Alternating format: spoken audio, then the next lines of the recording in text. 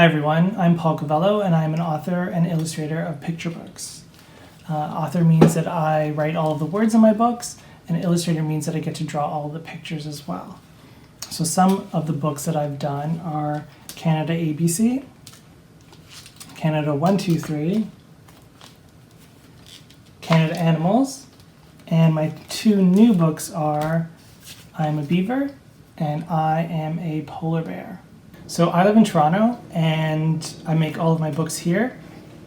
This is my workspace with my graphics tablet and my laptop, and I sort of draw and do all the roughs on the graphics tablet here with a digital pen, and then I use my laptop to design them and put the books together.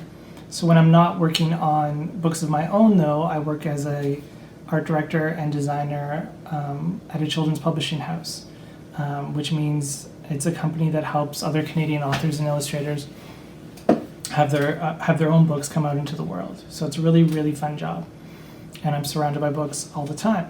I really love living in Toronto. There's lots of interesting sort of neighborhoods to explore, art galleries, museums, festivals, movie theaters, parks, and of course lots of food from all around the world. I started to draw when I was very, very young. I can't really remember a time when I didn't or wasn't drawing, and I still do today. I've just never stopped. I usually draw with a journal and a pen, either on the couch here or on the streetcar on the way to work. I tend to come up with a lot of ideas doing that. But I've always been interested in art, always been interested in illustration from a really, really young age. My parents were both teachers, so we were kind of surrounded by books all the time. And I always had like something to read or look at, and I loved to read comics when I was growing up. So all of these sort of things that I was exposed to made me really, really interested in drawing books for young people. How I sort of started to learn to draw, though, I was watching, a lot of cartoons, sort of Disney movies. I was really obsessed with. I wanted to become like an animator one day. So I started to learn a lot about animation, how characters are drawn, and I would start to sort of copy the characters from books, and sort of started to practice my skills from there. Right now, we're still in self-isolation, and I've been lucky enough to continue working at my job, designing books, but I've also been, drawing for fun or making art for fun, sort of reading, watching movies, playing video games, baking a lot. I think a lot of people are doing that too. So I have like a little bit more time to pursue all of those things. But right now I'm also really busy finishing a new book. It's a brand new book in sort of the Canada book series, and hopefully that'll be able to be available in bookstores later this year. Usually books take me about 6 months to finish, sometimes longer. So I've been having a lot of time to sort of focus on that during self-isolation. So this book is about different activities that you can do in Canada. So not just sports. Of course, there's a lot of winter sports in the book, like hockey and tobogganing, skating, figure skating, things like that, but also going to make maple syrup or going to whale watch. Lots of different things like that are in the book. And like I said, I like to put lots and lots of different things, lots of ideas in my book. So hopefully there's lots of things for people to sort of explore and maybe discover for the first time of things that they can do in the country. I find drawing and coming up with ideas for books really hard work. I've made a lot of books, or a couple of books, and it really just doesn't get easy at any point. It's always really sort of hard work. Some things, you're really inspired right away, and I like to do research and like sort of sketch things out. and think of things that would be fun to put in a book. But sort of sitting there every day for months and months until it's finished can get really tiring and really exhausting a lot of times. So my advice is to just never get discouraged, no matter what you're sort of working on. If it's a big project or if it's a small project, taking breaks and sort of coming back to the project, I find really helps me. I'll go for walks or listen to music or play video games, something just to sort of clear my mind away from what I'm working on. Because when I'm working on a particular, illustration that is like really difficult, or an idea that I just doesn't look right to me, you sort of get so caught up in it that you sort of need to go away for a while and like sort of take a breath. And when you come back, the problem doesn't really seem as big anymore, and you can usually find a way to make it happy with something that you're happy with. Like for instance, whenever I sort of draw anything or sketch anything, I have to do it at least for sort of 5 or 6 times before I start to even see what I want it to look like. So it takes a lot of practice and it takes a lot of dedication, I find anyways. So again, like, don't get discouraged if something isn't turning out right immediately.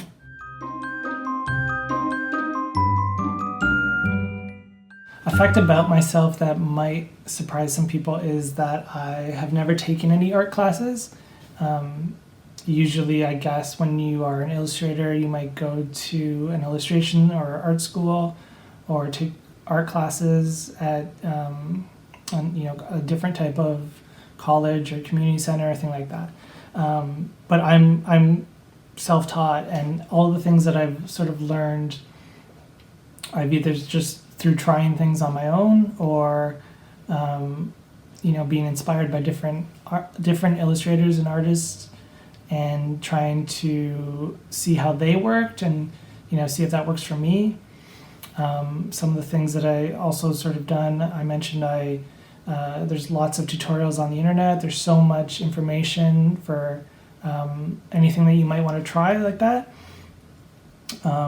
So those are all sort of ways that you could sort of learn art or different art techniques, I would say, instead of going to art school. Of course, that's not to say that going to an art school or illustration school is a bad thing at all. Sometimes I really wish that I had gone to art school to sort of meet a greater group of artists and sort of be exposed to things, illustration styles or different artists through going to school. So those are, two very different sort of ways, sort of paths to becoming an artist.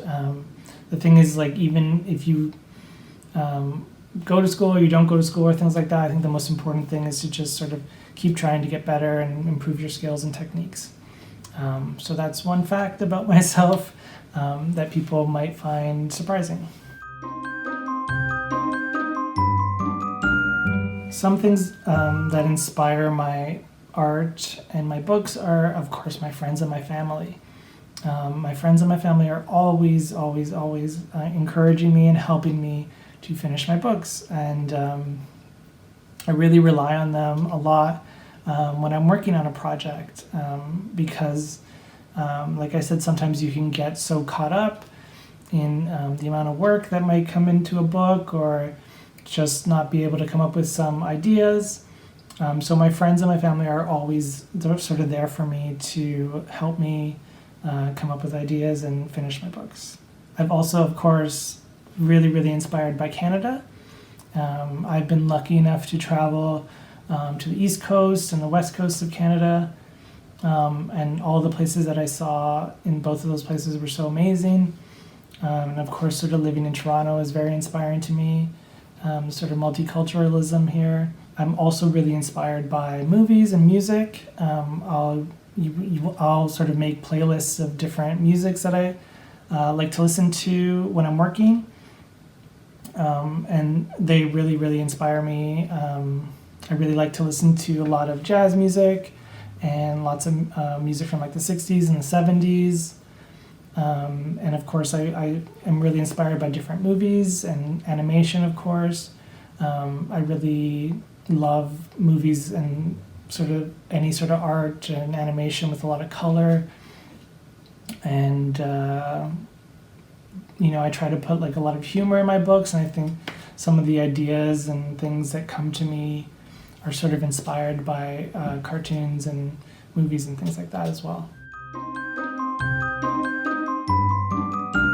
My favorite book when I was growing up is a book called Strega Nona, and it is by Tommy de Paula. And Strega Nona means sort of grandma witch in Italian.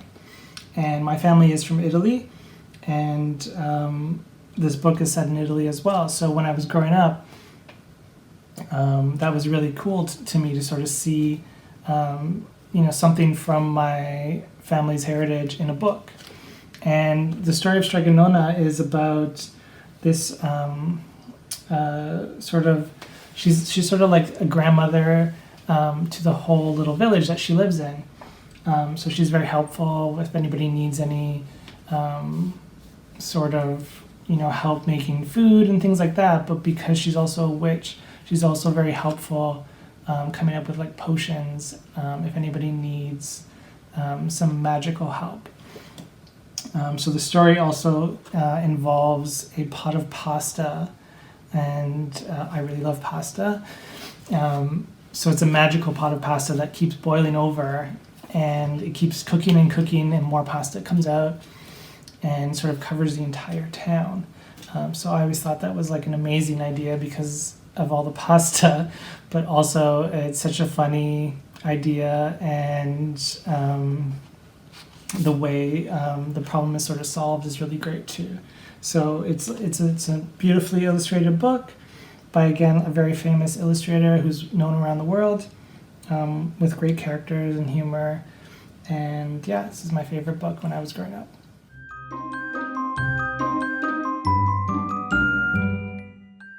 Sort of the books I've made are all sort of about very specific subjects, like all of the animals about Canada, or maybe they're just about specific animals like polar bears or beavers, or maybe they're sort of concept books like numbers and counting, or alphabet books like ABCs. So these are all really great ideas, I think, to make books of your own. So if you are at home with your parents, or you're learning right now online with your teachers, you could be sort of making some alphabet books. And they could be alphabet books about Canada, or they could be alphabet books about just things that you really like, and you choose a different thing for each letter. They could be alphabet books about your neighborhood, or your friends, or your school, all sorts of ideas. And I think like an alphabet book is really great because you have to come up with like a specific number of things and draw a picture for all of them. And then when you're done, you can sort of explain why you chose every illustration and idea for each letter of the alphabet. The same could go for counting. And of course you can make your own books about different animals that you really like. I really love polar bears, and I really love beavers. I think they're such interesting animals, and of course they're very Canadian. But you could do a book about any animal. You could do a book about sharks, or a book about Tyrannosaurus rex, or flamingos, or hippos, or anything like that. And it's really fun to research about the animals and find out all the things that make them unique, and where they live, and what they eat, and how they sort of survive in the wilderness. So the newest book that I'm working on right now is a book about all of the fun things that you can do in Canada. It's going to be another book, like a board book, in my Canada series of books. And of course the book is going to include very well-known things about Canada, like playing hockey or skiing in the winter, curling, snowboarding, all sorts of things like that. But I've also tried to include a lot of different activities that are more unique to Canada, or things that don't necessarily involve sports or things that you might be able to do only in very specific parts of the country. So things like, going to make maple syrup, or whale watching, or watching the Northern Lights. So all these things are going to be included in the new book. And of course, I think it's going to end with one of the things that I think everybody in Canada likes to do, and that's celebrating Canada Day. Even though it's really hard to stay inside and not see our friends and things like that, soon it'll be over, and remembering the things that we love will sort of get us through anything.